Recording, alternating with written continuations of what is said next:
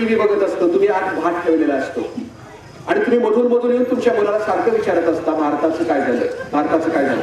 आई, भारताचं काय व्हायचं ते होऊ दे, तुझ्या भाताचं काय झालं अगोदर कर, कारण तुझ्या भातावर आमची पोट अवलंबून आहे. म्हणून पहिली गोष्ट सांगितली की आहार शुद्ध सात्विक. तुमचं माझं जे मॉडेल आहे, मॉडेल शाकाहारी आहे. ते का मांसाहारचं काय कळायला तयार नाही. आमची घराच्या घरं उद्ध्वस्त झाली मांसाहार करण्याने. पिढ्याने पिढ्याने मी मटणं खातो. आमची पाटील देशमुखाची घरच संपली. मटणं खाऊन खाऊन आमच्या घरात व्यसनी माणसं जन्माला आली. 30-35 वर्षी आमच्या घरातल्या आया बहिणी विधवा होऊ लागल्या. आहार आमचा चांगला नाही. गाडगे बाबाने आपल्या कीर्तनामध्ये खूप सुंदर उदाहरण दिलं. गाडगे बाबा असं म्हणतात, कामेरीचा जर बाजार असेल आणि या बाजारा दिवशी कुलकर्णीच्या माणसाला जर 100 रुपये सापडले, शहाच्या माणसाला 100 रुपये सापडले आणि पाटील देशमुखाच्या माणसाला 100 रुपये सापडले, तर तो काय करेल? कुलकर्णी घरचं सामान घेऊन जाईल, शहा व्यापार करेल 100 रुपयाचा आणि पाटील देशमुख जाताना तीर्थपान आणि घरात आपल्या हातात वजडी कलेजाच घेऊन जाईल. त्यामुळे याचा कधीच विकास होणार नाही. मग काय खायला हवं? मटणाचा प्रवास किती असायला? मटणाचा प्रवास तोंडापासून बाहेर पडेपर्यंत 72 तासाचा, कच्च्या अन्नाचा 8 तासाचा आणि शिजवलेल्या अन्नाचा 13 तासाचा. किती खात असते? म्हणजे आज खाल्लेलं मटण परवा दिवशी बाहेर पडतं. आतला परमेश्वर आहे का? आतला परमेश्वर सांगत असतो की खाऊ नको, खाऊ नको, पण हे चाबरं खात असतं. खात असताना परमेश्वर आतली नोटीस देतो, नाकावर दवबिंदू आणतो. ते म्हणतो, बास थांब, तैसा हृदयामध्ये मी रामू, असं म्हणतात माऊली. तुझ्या आतमध्ये मी परमेश्वर म्हणून राहिलं. मग आतल्या परमेश्वराला नको ते खाऊन का त्रास देतो? पण हे खात राहतं.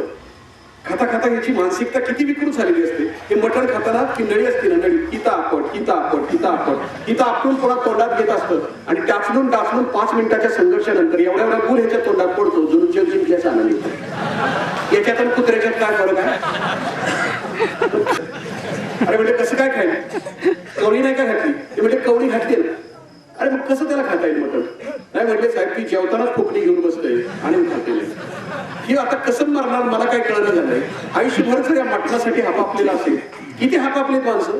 आमच्या घरात, माझ्या घरातला जर फ्रीज उघडला माऊलीच्या, तर सगळी मटण आहेत. सस्याचं आहे, डुकराचं आहे, लका काय मतिमंद होत आहे.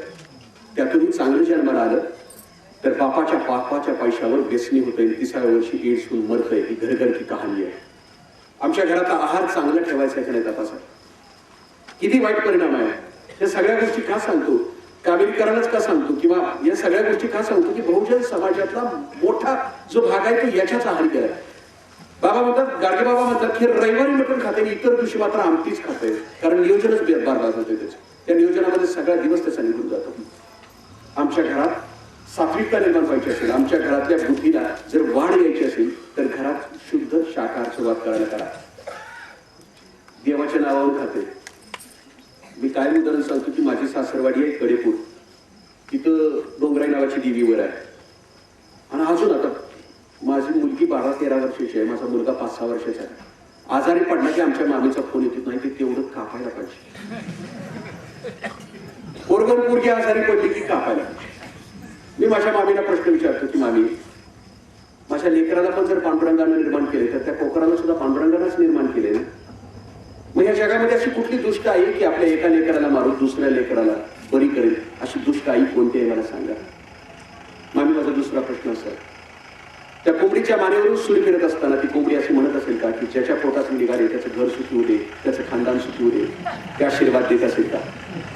ते बोकड असं म्हणत असेल का की त्याच्या मानेवरून सुरी फिरत असताना ज्याच्या पोटात मी निघालो त्याचं घर सुखी होऊ दे, त्याचं खानदान सुखी होऊ दे? कधीच नाही.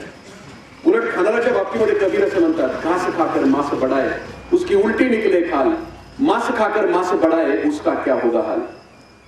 गवत खाऊन ज्या बोकडाच्या अंगावर चरबी चढते त्याची सुद्धा सालटी उलटी काढण्यात येते. मग बोकड खाऊन आणि कोंबडी खाऊन ज्याच्या पोटावर चरबी चढेल तो मरताना कसा मरेल? जसं बोकड आरडत होतं तसाच मरेल, जशी कोंबडी तडफडत होती तसाच मरेल, टाचा खासून मरेल. बाबांनी सांगितलं, मटण खातात त्याच्या घरातल्या वाटण्यात 2-2, 3-3 वर्ष संपत नाही. पण ज्याच्या घरामध्ये अहिंसा आहे, गुजर, मारवाडी, जैन, ब्राह्मण, गाडगे बाबा म्हणतात की यांच्या घरातल्या वाटण्या झालेल्या कळाल्या का? त्या माणसांच्या मनामध्ये द्वेष मत्सर राहिला का? पण जे बोकड खाते त्याला 6 महिन्यानंतर आई बहीण कळत नाही, चुलता चुलती करत नाही आणि 2-2, 3-3 वर्ष यांच्या घरातल्या वाटण्या चालूच असतात. एका गुंठ्यासाठी आणि एका आपल्यासाठी एकमेकाची टकुरी पडत असतात. कारण बोकडाला जसं 6 महिन्यानंतर आई बहीण कळत नाही, तसंच मग बकर आणि मटण खाणाऱ्या माणसाला 6 महिन्यानंतर आया बहिणी कळत नाहीत. रस्त्यावर उभा राहून आपल्याच आया बहिणींना नजरेनं शोधून काढण्याचं काम हे तळभद्री करत असतं. काय खायचं ठरवा. पहिली गोष्ट शुद्ध शाकाहार.